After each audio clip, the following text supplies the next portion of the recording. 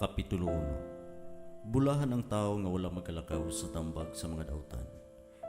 Ni bagatindog sa dalan sa mga makasasala, ni bagalingkod sa mga lingkuranan sa mga mayupiton.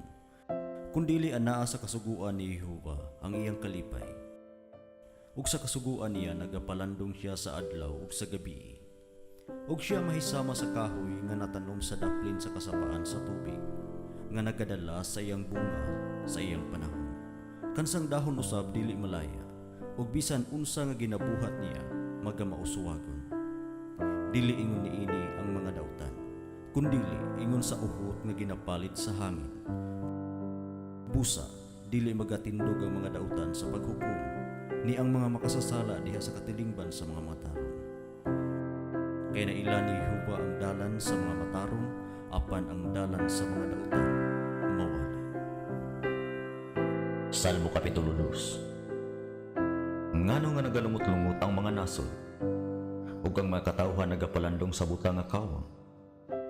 Ang mga hari sa yuta na nagpahamutang silang kaugalingon, ug ang mga punuan na nagsabot-sabot sa tingog, batok kang Jehova, ug batok sa iyang dinihog nga nagaingon. Pagabugtuon nato ang ilang mga talikala, ug igasalibay tagikan kanato ang ilang mga igtatagkos. Siya nga nagalingkod sa kalangitan magakatawa, ang Ginoo magahimo kanila nga yubitunon. Unya siya magasulti kanila diha sa iyang kaligutgot, ug diha sa iyang kapungot siya magagubot kanila.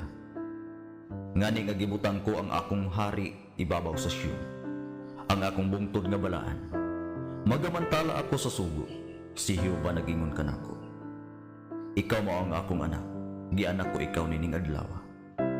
Kanako mangayo ka ug kanimo igahatag ko ang mga nasod nga imong panulundon, ug mapanag-iya mo ang mga kinatumyang dapit sa yuta. Pagadugmokon mo sila sa sungkod nga putaw, pagapulpugon mo sila ingon sa banga sa magkukulon. Busa karon, o mga hari, magmaalamon kamo, magpatudlo kamo, mga maghukom sa yuta. Sa kahadlo pumalagad kamo kang Jehova, ug managlipay kamo uban ang pagkurog. Humalo kamo sa anak, aron siya dili masuko. Ug mga wala kamo diha sa dalan, kay ang kapungot niya mo silaob sa dili madugay. Bulahan kadtong tanan nga mudango diha kaniya.